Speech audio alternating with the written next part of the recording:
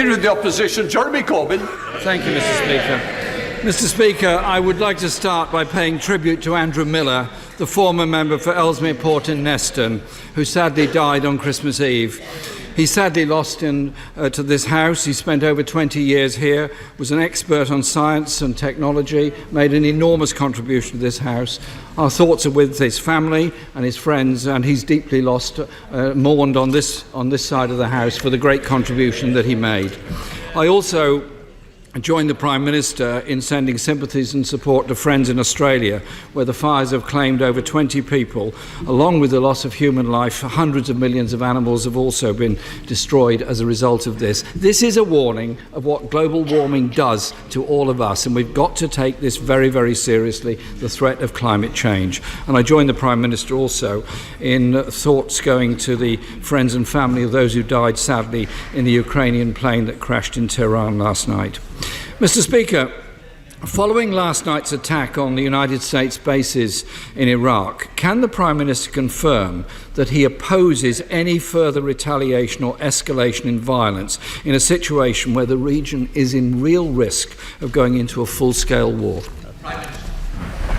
Well, Mr. Speaker, of course I can confirm that, and I can point out to the right honourable gentleman that the United Kingdom has been working solidly since the crisis began to bring together, in particular, our European allies in their response. And the House will have noted the E3 declaration that was issued by France, Germany and the United Kingdom, in which we drew particular attention to the baleful role played in the region for a very long time by Qasem Soleimani, and that was a collective European view, but a view that doesn't yet appear to be shared by the right honourable gentleman. I've been interested in all his commentary that he hasn't yet raised that matter. Jeremy Corbyn. Speaker, following the government's support for the United States over the assassination of General Soleimani, is the Prime Minister confident that United Kingdom troops and civilians are not at further risk in the region and beyond? Mr. Speaker, I can of course confirm, and that's an important question, that as far as we can tell, and there were no casualties last night sustained by the US, and no British personnel were injured in the attacks. And we are doing everything we can, of course, to protect UK interests in the region, with HMS Defender and HMS Montrose operating in an enhanced state of readiness to protect shipping in the Gulf. And as the House heard yesterday from my right honourable friend, the Secretary of State for Defence, we've relocated non-essential personnel from Baghdad to Taji, and we will do everything that we can to prevent an escalation. Jeremy Corbyn. The government has said that it's sympathetic to the assassination of General Soleimani.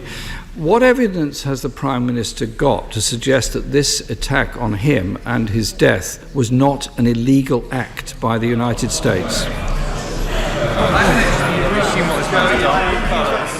Well, Mr. Speaker, clearly the strict issue of legality is not for the UK to determine, since it was not our operation. But I think that most reasonable people would accept that the United States has a right to protect its bases and its personnel. And I would remind the House that the individual concerned, Qasem Soleimani, was not only responsible for many years, amongst other things, arming the Houthis with missiles with which they attacked innocent civilians, arming Hezbollah with missiles which again they used to attack innocent civilians, sustaining the Assad regime in Syria, one of the most brutal and barbaric regimes in the world, and of course supplying improvised explosive devices to terrorists who, I'm afraid, killed and maimed British troops. That man had the blood of British troops on his hands. Mr. Speaker, if we stand by international law, as I'm sure the government does and would want to, then surely killing somebody in a foreign territory is an illegal act and should be condemned as such. If we believe in international law, that should be the solution to the problems in the world.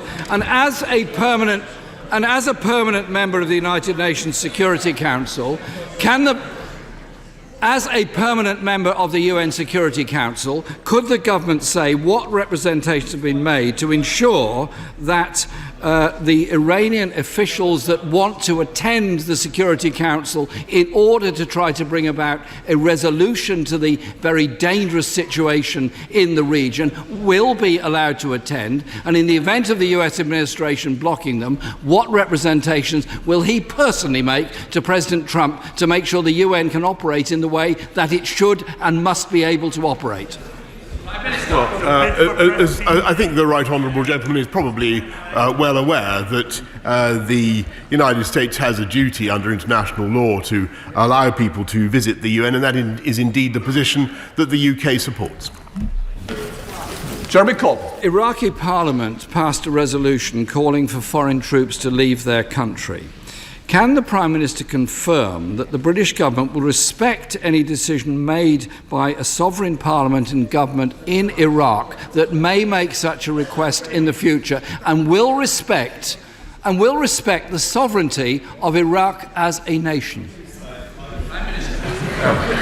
Well, Mr. Speaker, I spoke, as the House can imagine, I've spoken extensively to our friends around the world, including our friends in Baghdad.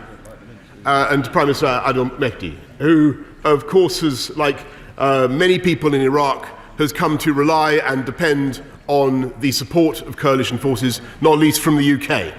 And as he will know, there is a very significant NATO mission in Iraq at the moment, helping in the fight against Daesh. And I think it is my wish, the wish of this government, I think it should be the wish of this House, that we should do everything that we can to support the security and integrity of Iraq and of the Iraqi people. Jeremy Corbyn. My question was if the government would respect the sovereignty of Iraq, its parliament and its government, and the Prime Minister did not answer that question. The United States' actions have undoubtedly escalated the risk of a dangerous conflict and in an already destabilised region, putting civilians, UK troops and nationals at risk and leaving the Iran nuclear deal in danger of being dead in the water. This government's response is not putting the interests of this country first, but instead seems more interested in prioritising the Prime Minister's relationship with President Trump over the security of the region and of this country. Isn't the truth, Mr. Speaker, that this Prime Minister is unable to stand up to President Trump because he's hitched his wagon to a trade deal with the United States, and that prioritises everything else that he ought to be considering? Well, Mr. Speaker, I was kind of waiting for the little green men thing to come out at the end about the trade deal. This is absolute fiction. But what I will say is that the UK will continue to work for de-escalation in the region. I think we're having a great deal of success in bringing together a European response and in bridging the European response with that, of course, of our American friends, and working both with the Iranians and with the Iraqis to dial this thing down. But he should be in absolutely no doubt. And this is, of course, the leader of the opposition who has famously received £10,000 from Iranian press TV. He should be in absolutely no doubt that we are determined to guarantee with everything that we can the safety and security of the people of Iraq, whereas he, of course, would disband NATO. And it is this government that will continue to stick up for the people across the Middle East who have suffered at the hands of Qasem Soleimani and the Iranian Revolutionary Guard, Quds Force that he has led and whose terrorism he's promoted. And I'm very surprised at the end of these exchanges that he has yet to condemn the activities of Qasem Soleimani.